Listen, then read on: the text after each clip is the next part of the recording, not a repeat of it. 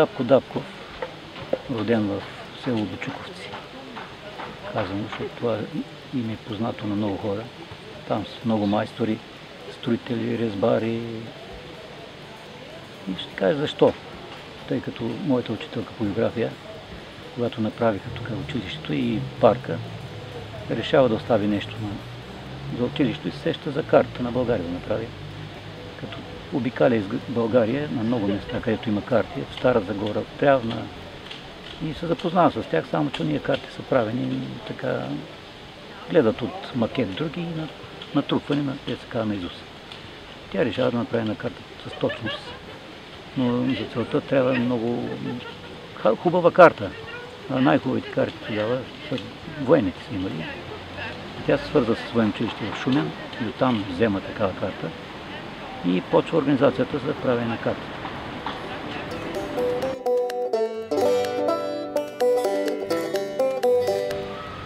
И тя се спира на доста деца, изброява и към 50 деца. И след това всички ги присява, остават 15. От тия 15 деца накрая остават само 3. Първо това съм аз, след това и на Дряновка, която в момента е професор в Софийски университет, професор Донка Александрова, по риторика професор. И другото момиче Сийка Янкова, които наистина помагаха много, но по-специално може би като организатори, като хора, които могат да помагат в много работи.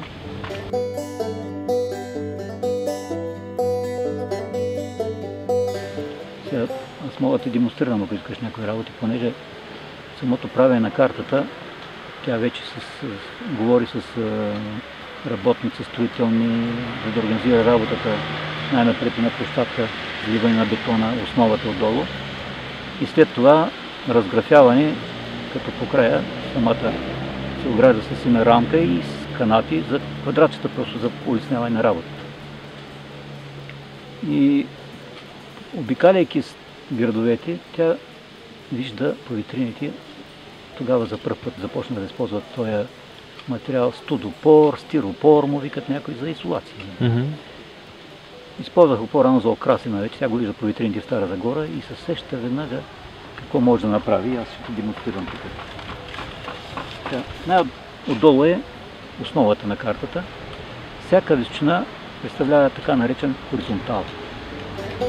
Всички тези хоризонтали, аз и тя и други ученици са участвали, сме ги увеличили. И по нейно ръководство вече остава да почнем изливането на материала. И тя се сеща за този материал в стиропора. Ето тук представлява един хоризонтал, който предварително аз съм го очертал. Това е примерно първата височина. Това е първата височина, и виждали се, не знам. Добре? Да, вижда се.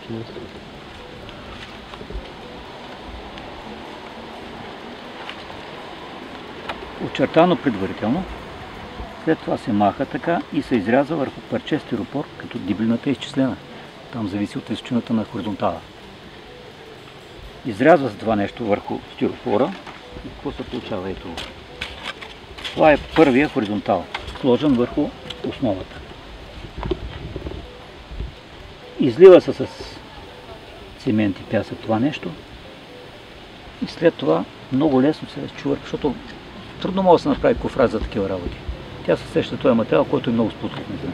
Изчувърква се това нещо и остава първия хоризонтал. Следващия, той вече се стеснява, постепенно нагоре като пирамида се получава.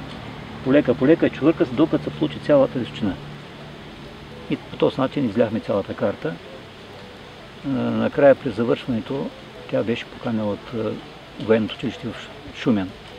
Двама специалисти и офицери, геодезия и картография, които ни помогнаха много в самото моделиране на завършването на картата. И също така и при самото оцветяване, което го направихме. За целата общината, тогава кмет беше Георги Тропчев, осигури тук една голяма такава палатка, доколкото разбрах пак чрез военните, която покри цялото нещо, защото времето не винаги постоянно пък. И тъй да накрая да завършим с една голяма палатка и изляхме и бъде се да го направим най-вече с тия военните, които помогнаха много от Шуменското военно училище.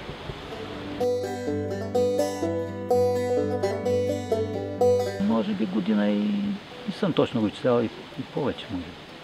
Горе-долу и на година. То е разпределено, някъде беше написано, тя го точно изчислила по самото увеличаване, след това по самото изпълнение и боядисването. Някъде към година, мисля, беше.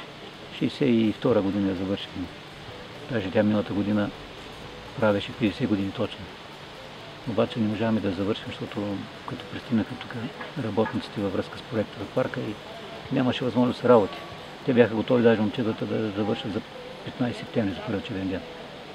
Затова се проточи малко работа, сега вече прави 50 на години.